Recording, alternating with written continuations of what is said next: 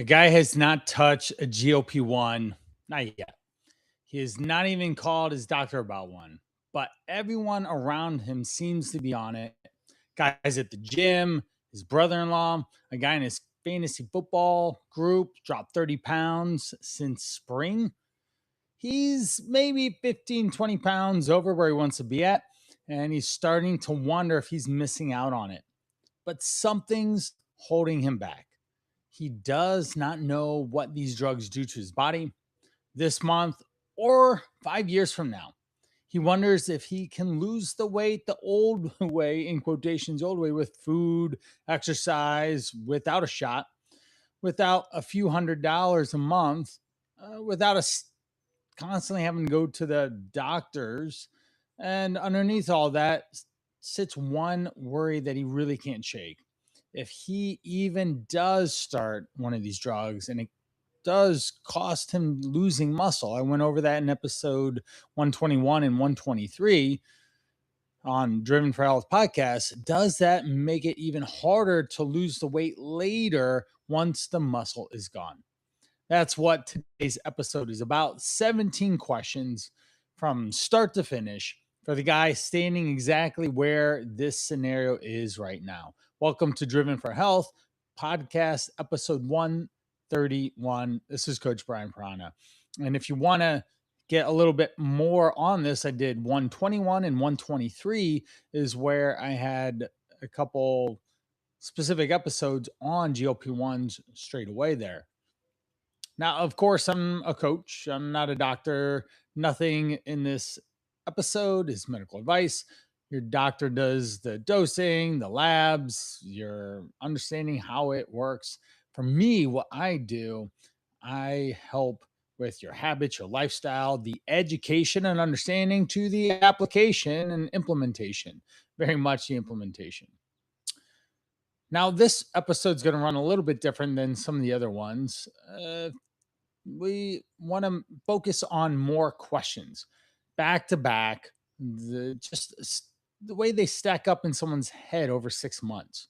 And some answers are short on purpose, and because we don't want to be redundant in the other episodes of 121 and 2023 about protecting your muscle and what the good, the bad, the ugly is about the shots, and some science backed information on that as well.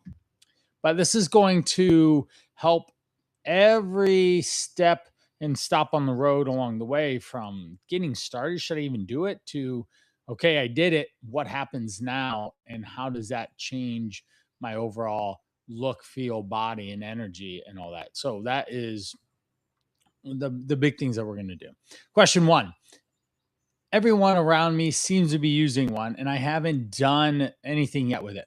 Can I lose this weight the natural way instead of using a shot, having to pay for it, insurance, doctor's visits? For a lot of men, yes.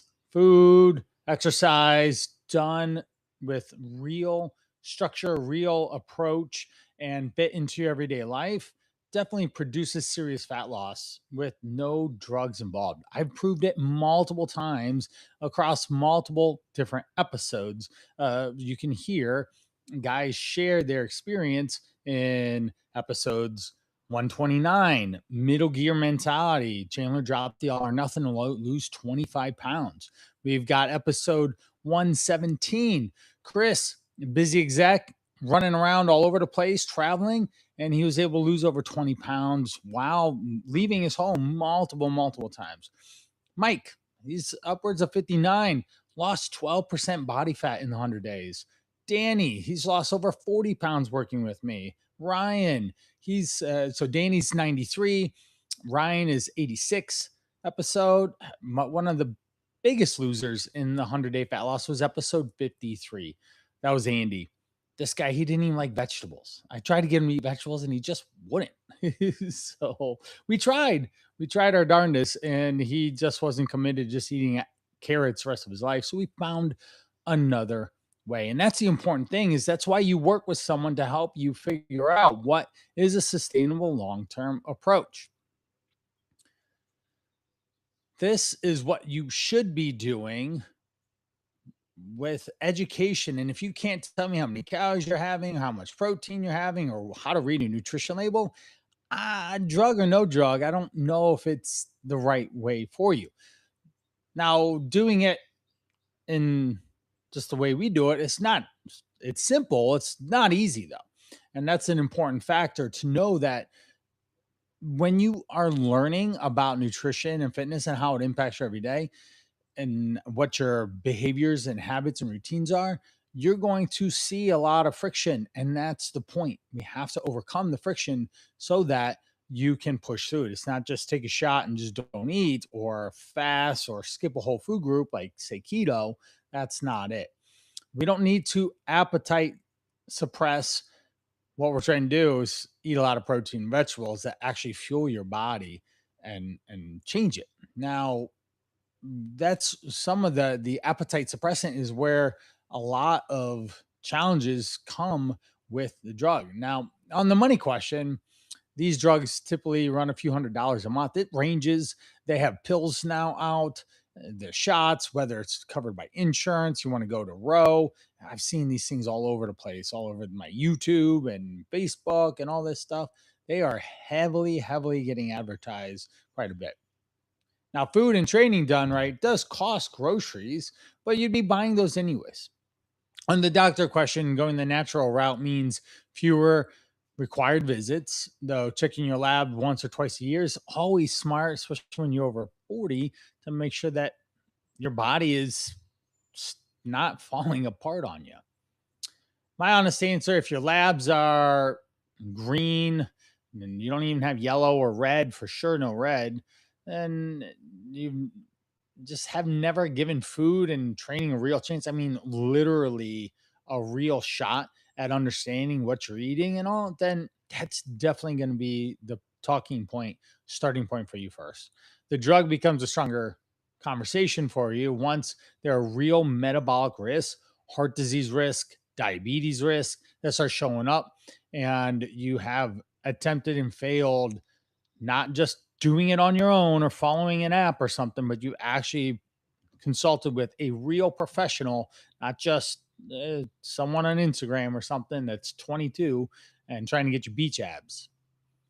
Question two, I failed at this before with diets and willpower. Why would this be any different? Or is it another crutch? This drug does not touch your willpower. It touches a hormone called GLP-1, hence the name. It's something that your gut already makes when you eat, and it turns that fullness signal up. It's like cranking it up another notch or three. The food noise that used to wreck the last 4 hours of your day, especially after 9, it just fades away. That's a huge thing that we see present with a lot of people taking them is the food noise. They're not constantly thinking about food or what should they be eating. That is a real thing. But just quieting food noise isn't an actual real plan. And a lot of men starve themselves for a few months to hit a number, then stop and then gain everything back and possibly even more after. The drug can replace the starving. You won't feel it, but it's not going to replace habits and behaviors and understanding how to fill yourself up in the first place without appetite suppressant. Question three, everyone around me seems to be on it. Should I feel like I'm missing out or I'm behind or if I'm not going to do it? About 1 in 8 adults in this country are currently taking GLP-1 drugs. I had to check that stat to make sure I was certain. That's kind of a lot. So you know someone in your social circle or 2 or 3 people that are definitely taking it for better or worse. For weight loss specifically, that number has nearly quadrupled since 2024. And humans were always looking for the easiest way out. Admittedly, so am I. I want easier life. Hence why every single year and everything going on is convenience, convenience, convenience. Everything is driven around that in our lives. Solve a problem, pain, get out of the pain, and things become more convenient for you. So when it has quadrupled, it feels like everyone is on it, but not everyone actually is. Now, you really want to make sure that your blood panels will show if you decide that this is something on. And originally, that's what this medication was for. Type 2 diabetes, like A1C 10 plus, severely overweight. And then people noticed that it created weight loss, and hence it all went on from there, right? That's exactly how it goes, is people end up saying, oh, I actually can lose weight, or this person's losing weight, and how do I make sure that that is something that I too can do as well? Question 4: how do I know if this is right for me versus a guy who only wants to lose 10 vanity pounds? The strongest evidence sits with men carrying real metabolic risk. And just kind of mention a large one large trial found a 20% drop in major cardiovascular events in men, think heart attack, strokes, who already had heart disease. That's a huge 20% drop of risk. That is a lifesaver, literally, and definitely a pocketbook saver as well. Because heart attacks, if you didn't know, it's a hefty bill coming out of the, the hospital. 6 figures for sure. Another study found real drops in kidney complications and death in men with diabetes. I went over this in episode 121 specifically, and it's in the show notes there as well. Now, with the kidney disease and diabetes, there's a strong case for even high blood pressure and that high A1C. Now, if you have clean blood work and your labs are in a normal range, but you just want 10 vanity pounds gone, is weighing a small upside against real risks like gallbladder disease or a rare eye condition among them. The math, once you realize that, the math might change what you're doing, because as in episode 121, the good, the bad, the ugly, people have real issues with using this. There are real side effects just with any other prescription drug. It's not just, oh, I take this and I lost weight and yay. That's not it. Question 5: should I bring this up with my regular doctor or go through one of those online telehealth services people keep mentioning? Right? We see them like Row, and there's so many more. For the love, if you search GLP-1 in anywhere or even say it out loud, you'll start getting advertisements on it. Both routes can get you legitimate prescriptions. You do have to make sure that it is an advisable place that you're using. Your regular doctor already has your blood work, your history on yourself, and other medications that you might be taking, which this matters. It's kind of important to be able to understand, because there are contraindications as well. What does that mean? That means that if you take one medication and you start taking another, there might be some conflicting issues between those that cause real life problems. Now, an online service can work, but you want a real doctor or nurse practitioner reviewing your case, not just a form where you fill out in a package that shows up a couple of days later in the mail with nobody checking your blood pressure first thing. If a website never asks for your blood work, that probably should be a red flag for you. Question 6: I've been Googling this for weeks. How do I know what's real and what's marketing, especially when it comes to the results? An easy filter: if the source is trying to sell you the drug, a supplement, or a course, read it as an ad first, a lot of marketing hype and information second. Okay, that it should be pretty easy to see those. And because science-backed information, a medical journal, a hospital system, a source like that, your doctor, that's going to change the impact and how much that source has, right? There's a big comparison there. Compounded versions sold outside a licensed pharmacy can be a real risk, because there's dosing errors, contamination happens, and you should definitely be bringing a lot of questions to your doctor appointment instead of just trusting a comment section on the subreddit on GLP-1s or Retutide or any of that stuff. Question 7: my doctor brought it up. and I brought it up to my doctor, or either way, what should I ask before I say yes? This is super important so that when you go in, you are actually prepared with some research and accurate questions, not just, oh, you're overweight, here, take this. That's not professional care. That's not the approach that we really want to go about this process so that you don't get sick or ill. For questions written down, four of them that you want to write down before you walk in. Well, one, what is the titration schedule? What that means is the dosage and how much, and are you going to be going up or going down? What does that actually look like so that you can make sure that you are doing the right approach? Two, the question number two, what is the plan if I cannot tolerate the side effects? You do want to talk about that. What are the potential side effects? We get a lot of nausea, there's stomach cramps, there's GI slowing. You just don't go to the bathroom for a while, for days, even for some people. You want to know this. Question three, what will you be monitoring and how often? You want to know what the doctor is going to be doing for you to advocate for this whole process, not just hand you a prescription and then off you go. Question four, what does my insurance cover? Since more than half of the men on these drugs are calling that the cost is a real strain, especially on their wallets. I mean, $400, $500 a month, that does add up, especially if you have family and all. It does impact, especially with rising costs of food, just going to the grocery store.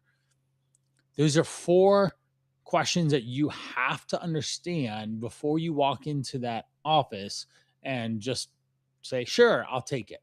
So rewind it here last minute or so and write those down. Question eight, the prescription is sitting on my counter and I have not opened it. What is going on there? This is after you might have it. And we're not talking about procrastination. You're doing math nobody handed you a framework for. Before you open that box, you should be able to say yes to three things. Doctor, all those questions that you asked the doctor. You have a protein plan and a training plan ready to start on day one, and you're committed to going and doing that. And you know what your exit plan looks like before you need it on the way out. So, yay, I lost all the weight. Now what? You don't want to be asking a question scared to come off of it because you're afraid the weight will come back. Now, this part is about taking it.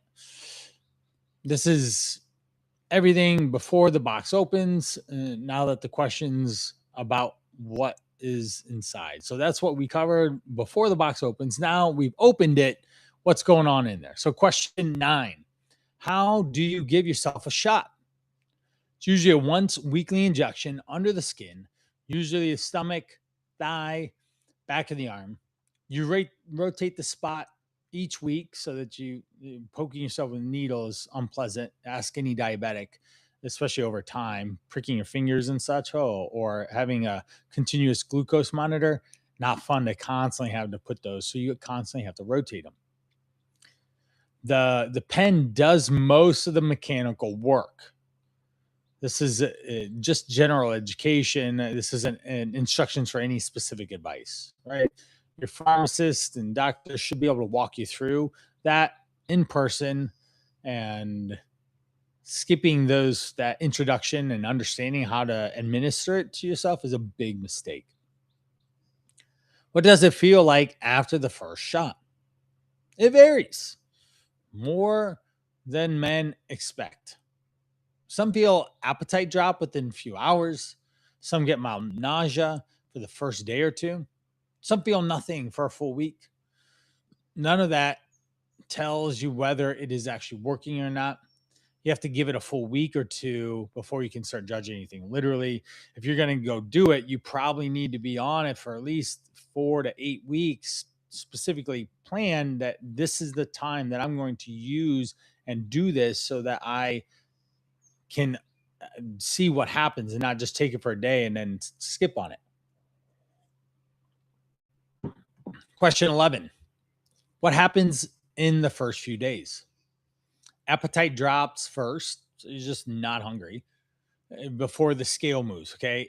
No matter what, people, even when people work with me, you don't just talk to Coach Brian and then the next day you're down 3 pounds.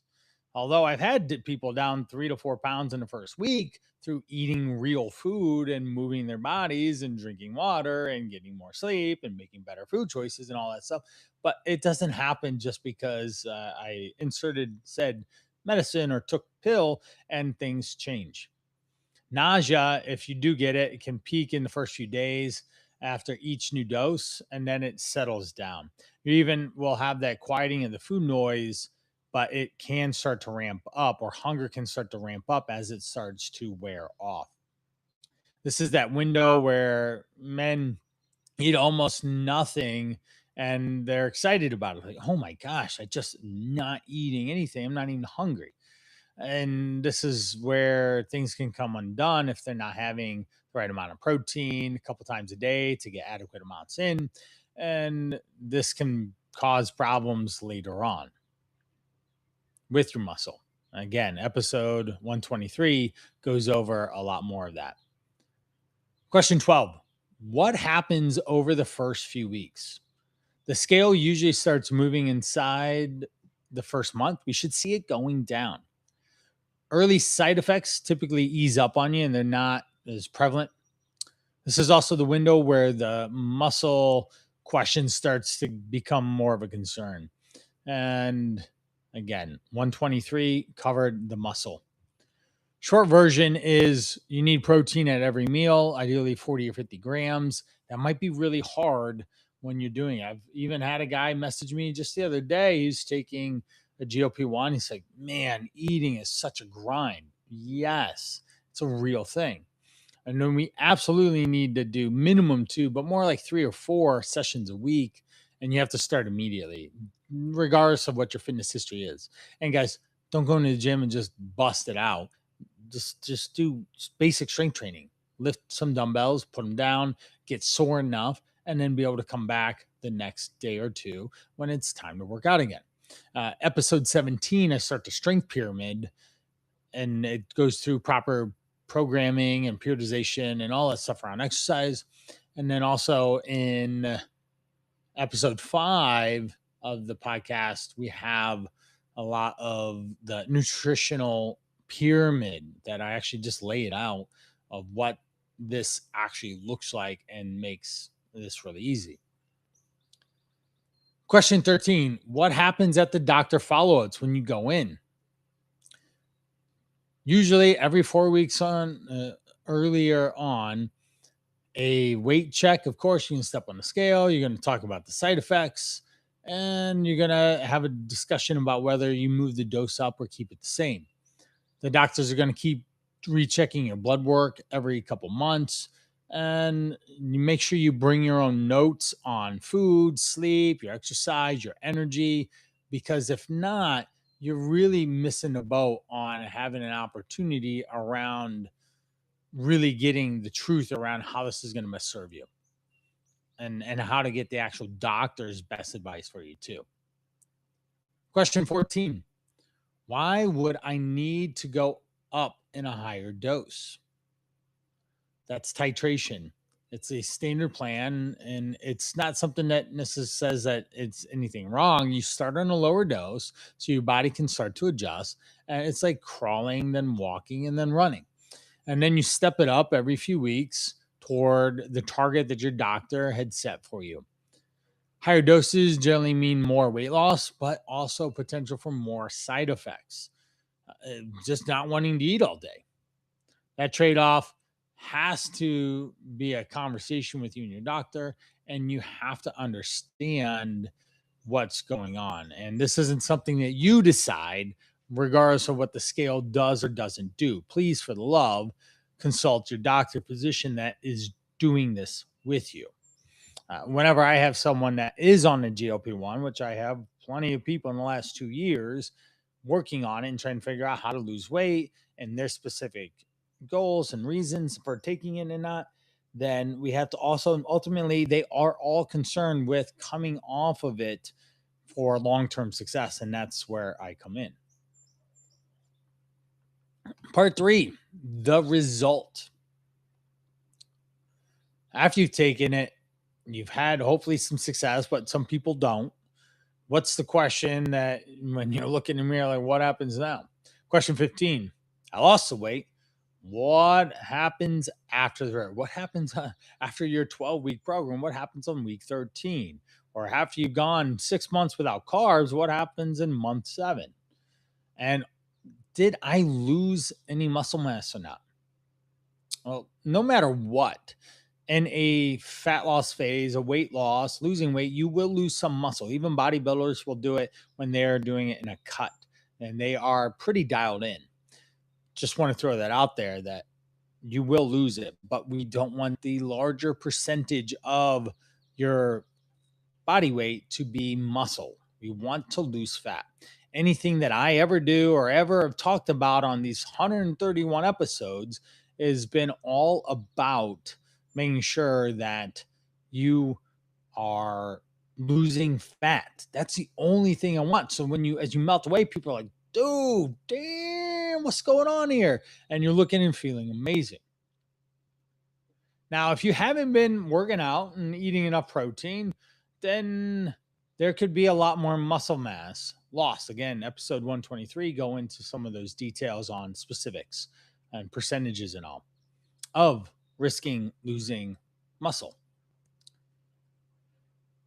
Now, the one line version, the weight, a slice of the weight that these drugs take off is muscle, unless you're actively protecting it. And at 40, you cannot afford to lose muscle because you're not going to put it back on unless you're going to be in the gym like a maniac for the next 5 years. It just doesn't work like that. Question 16.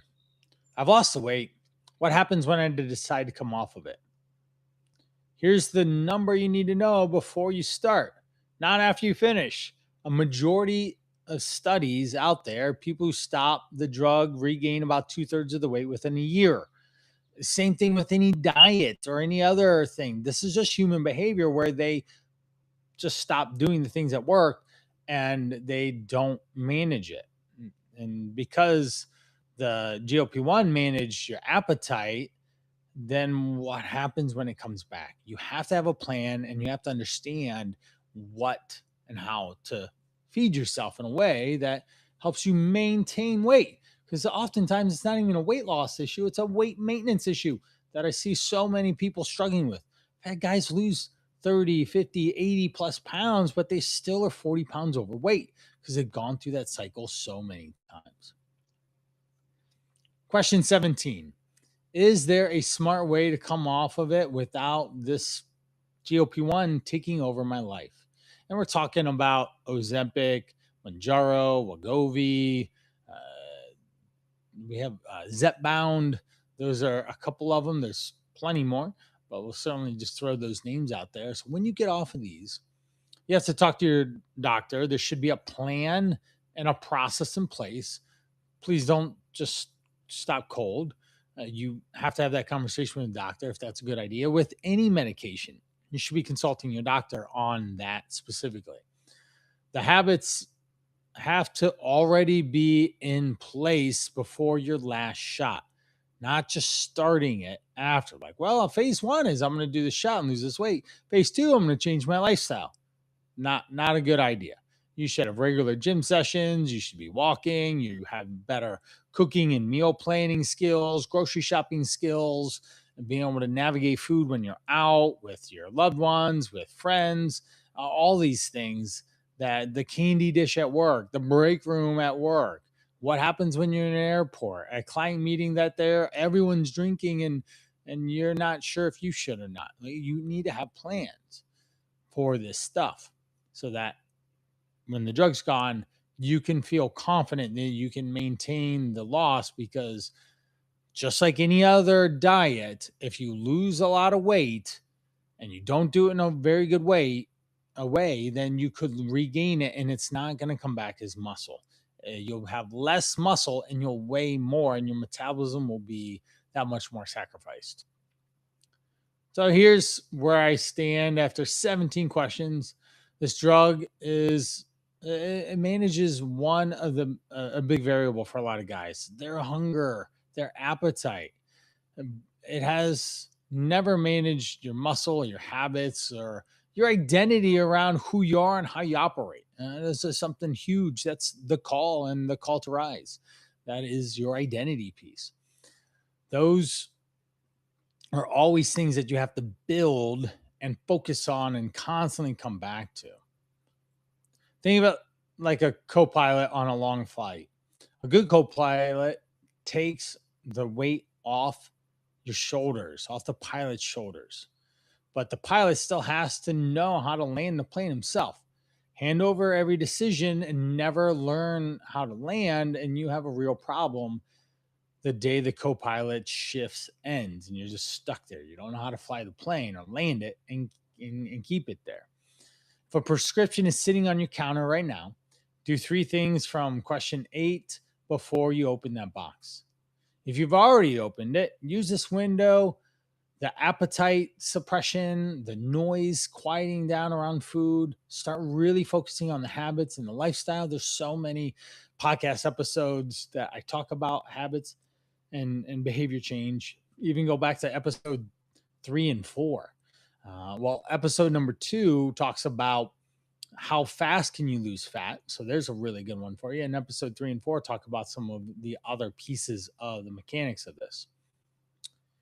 If this will never be you, then and you never are going to change it, then you have to focus on the core components of the core 4: protein, around protein filled nutrition meals. We need to exercise, we need to drink water, we need to sleep, and the other 2 are time management and stress management for sure.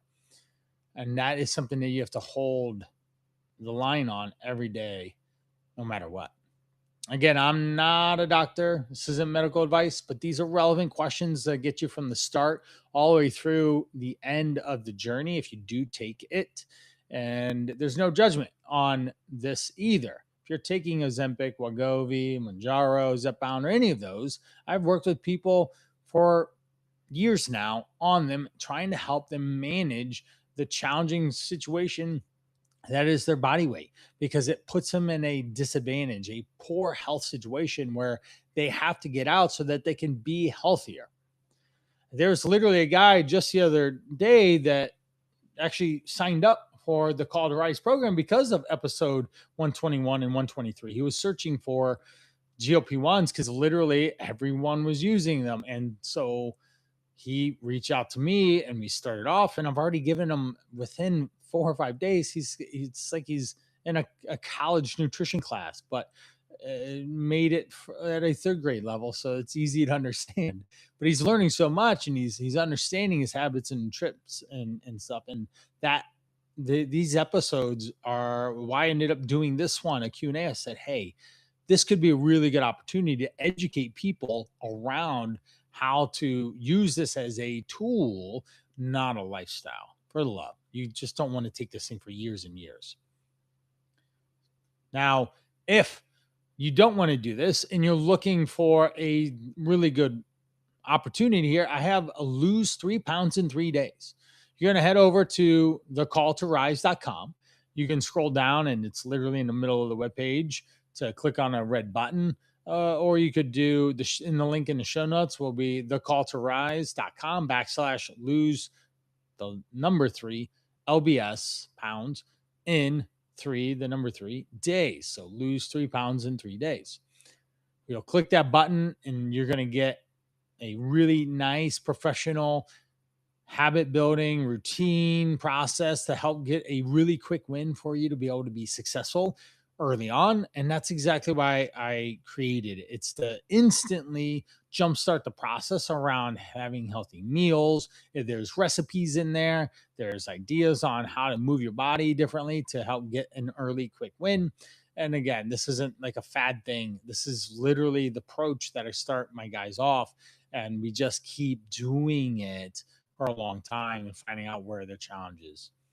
Now, if you're beyond just trying to lose 3 pounds and do it on your own, and you really want help in this process, that's what the Call to Rise is. We have a 5 pillar system around your identity. I call that the call. Then we have the Forge, which is the exercise and activity. We have the Fuel, which is eating the right foods at the right times in the right amounts. You're going to learn more about nutrition than you ever have in probably the last 10 years on what nutrition is. Even if you track food, you're still going to learn a crazy amount. I've literally been staring at people talking to them about nutrition for 23 years. We have the Code. It's a mindset piece. The way you think is really important for you to be able to make decisions that improve your process, the AIM principle. Am I moving toward my health goals or not? That's what that is. And then lastly, the 5th pillar is the brotherhood. Best part, I'm your guide on this journey and to get to your destination, your weight destination, your body destination. And then you have other men that are dealing with the same challenges. And again, I've listed a bunch of episodes in the throughout this podcast episode that you can go check out. But there's so many guys that just accept responsibility, take action. So if you're know a man with a prescription sitting on the counter right now and he doesn't want to take it, send this episode to him. And or even if you know someone that's taking it, send this episode to them so that they can be more educated to have a better experience overall. And lastly, leave a review on Apple, Spotify. I read those things and they help give me a lot of insight on what other podcast episodes to do. That's it for Driven for Health. Have a wonderful night.